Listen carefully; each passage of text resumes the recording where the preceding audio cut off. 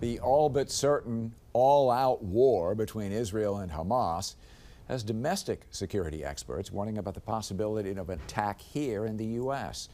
The FBI is warning it is seeing increased threats against Jewish, Muslim, and Arab communities here at home.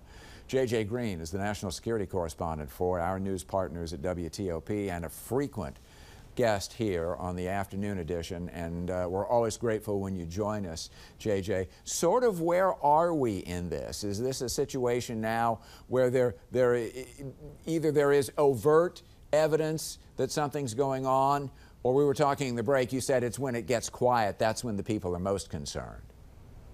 Yeah, that's when the FBI is most concerned, because one of the things folks will tell you in the law enforcement community is the thing that concerns them is what they don't know. And when there isn't a whole lot of overt evidence of something taking place or chatter about things, then they should really get concerned. And that's really a part of what led to this situation in the Middle East, because Hamas was so eerily quiet before this attack there. They really missed exactly what they were doing, and that's because Hamas was hiding it. So yes, they do get concerned about things they don't know about. But right now, the FBI says they've seen an increase in reports of threats against Jewish, Muslim, and Arab communities and institutions.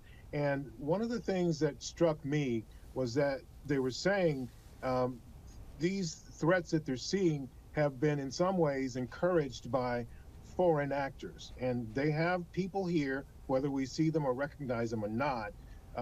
These foreign terror organizations may not have official representatives here, but they have the reach, the ability to recruit, mobilize, and activate people here if they want.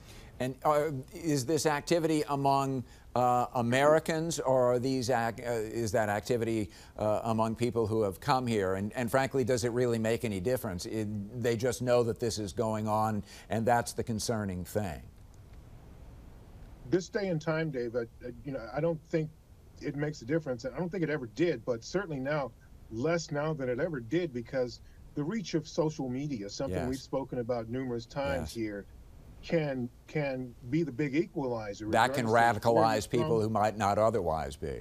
Right, because regardless of what your background is or what your interests are, social media has the ability to inflame things. And people respond the way they respond. But back to what the FBI and DHS are concerned about here, they're concerned about the fact that this tension that's going on in the Middle East has already spread to other places, and they've seen attacks in lots of different places, including, remember that 6-year-old boy that was killed not too long ago, and we're seeing other incidences of violence. So this is basically a cautionary thing here. The FBI and DHS want people to know this is likely to get worse before it gets better, and they want them to be ready to share anything they see or hear or informed about with law enforcement. Is this also likely the result of stepped up activity of the agencies, FBI and whoever else is involved in this? They're doing a little bit more than they otherwise would because they realize there's this threat, and that is likely involving a commensurate problem here at home. Are they out there listening a little bit more than they would be ordinarily? Well, I have to tell you, Dave, the FBI, it's all hands on deck right now, but that's almost always the case now, at least the last few years. They are constantly, they have their ears to the ground all the time. And they use their partnerships with other agencies like DHS, and of course, a part of the U.S. intelligence infrastructure with the NSA, and even the other organizations, to hear and figure out what they can. But they use their connections with their international partners too. But this is a constant thing. They have this thing that's been called for years persistence of vision. There's satellites in the sky, sensors on the ground, eyes and ears here and there.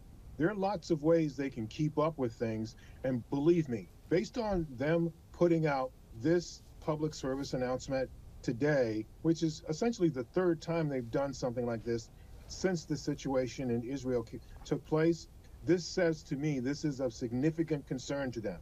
They say they don't see anything imminent, but they don't tell us everything. They tell us what we need to know, and they let us know, if you read carefully what they put out, they let us know just how serious things are. JJ, I'm going to throw you a curveball here for a second because we hadn't talked about this, but I know you'll have thoughts on this. The suspect in this horrible attack in Maine, a member of the Army Reserve, somebody who apparently was involved in instruction in how to use weapons and particularly the kinds of weapons that apparently were used there.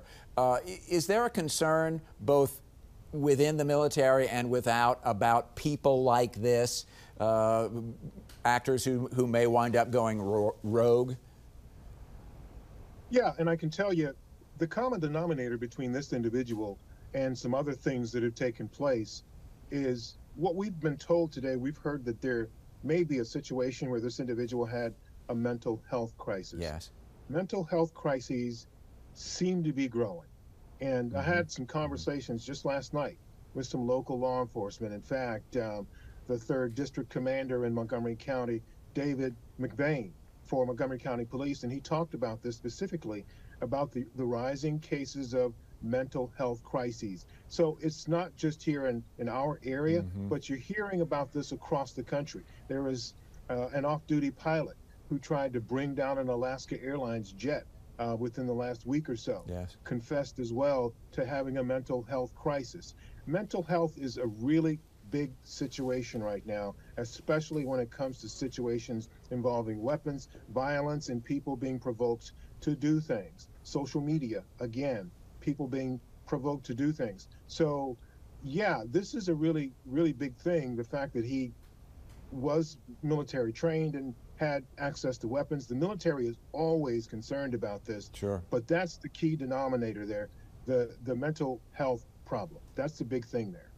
There isn't anybody who knows more about national security and the threats that they pose than J.J. Green.